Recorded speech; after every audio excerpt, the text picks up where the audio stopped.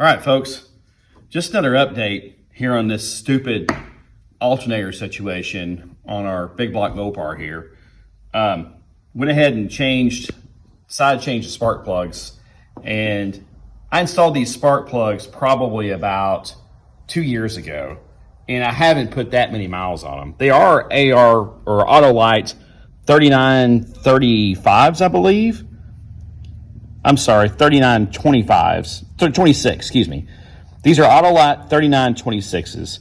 They're all consistent, but look how fouled they look. They look terrible.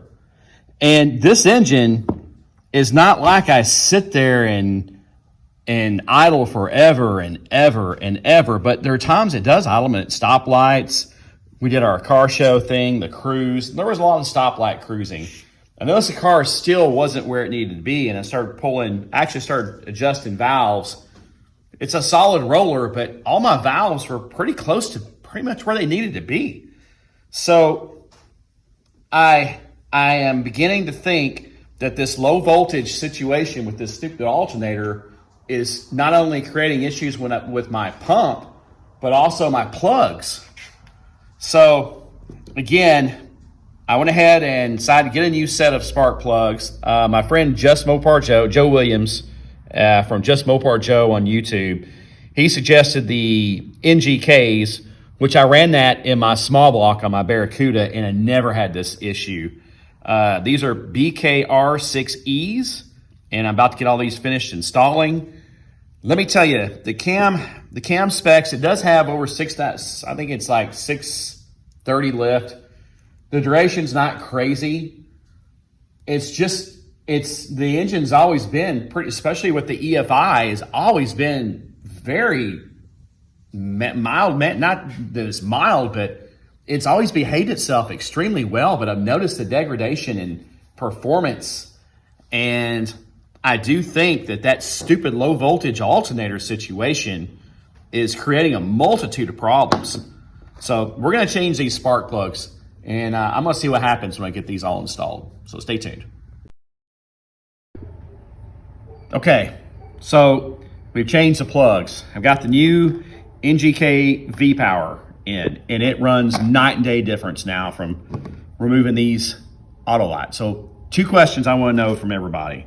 1, are the Autolite 3926s, are they not a good street plug? Are these a racing only plug? They're not an AR. I wouldn't assume that they are. But compared to the NGKs, do these just have a better tendency of cleaning them off? I can tell you, I would have assumed that driving this thing and maybe, really going through some RPM runs, sitting here maybe even giving it some juice up to about 3,000 RPM for a good bit, try to blow them off, to clean them off, and it never would.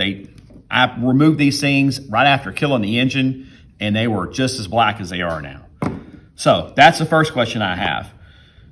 NGK versus the Autolite. Second question I have, do I just need to bite the bullet? Was this caused by the low voltage issue over time with the alternator? I think that it quite possibly could have contributed to it.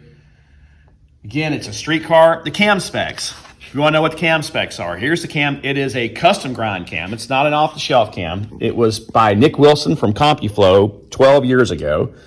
The lift is 643, 646. Duration is at 50. What was it at 50? 255 intake, 259 exhaust. That's the duration at 50. I mean, is it the cam? Is that cam partially what would cause if it idles for I don't sit here and let it idle and idle and idle and idle. If anybody's asking that, no. It probably doesn't idle more. Once it hits, 160, then, I'm off to the races. I'm driving, right? But I don't go driving it really until I hit the 160 on the Sniper, and then it goes into open loop. So, and being a big block, I just don't like to drive things until they're warmed up.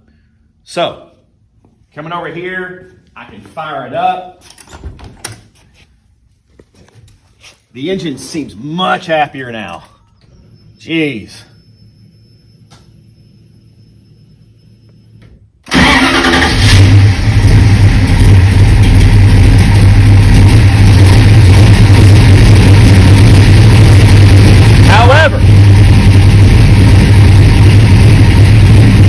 give it gas again.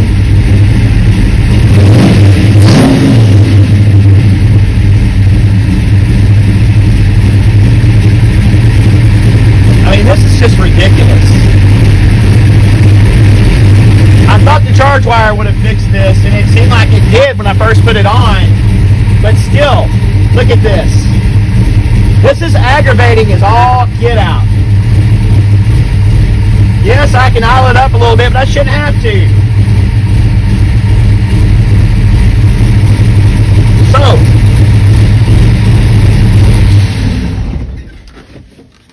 now, CVF makes a kit. There's several different options, but speaking with them, I'm thinking, do I need to go ahead and get the kit where it runs the GM 10SI alternator?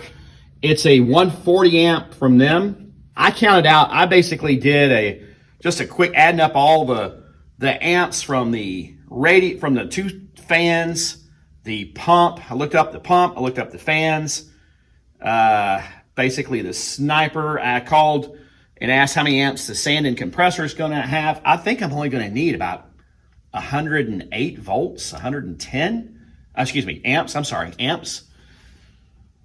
So I just want to ask my viewers, do you all think that's a good idea? Because I'm really getting tired of this. I don't want to keep changing plugs on a big block with headers. Y'all know even in a B body, it's a pain in the ass. So yeah, that's where we're at. Please give me your comments, folks. Let me know what you think. And hopefully I'm real happy. The car is much happier now. I can't wait to go drive it with the new fuel pump and now the new plugs. So let me know. Thanks, everybody.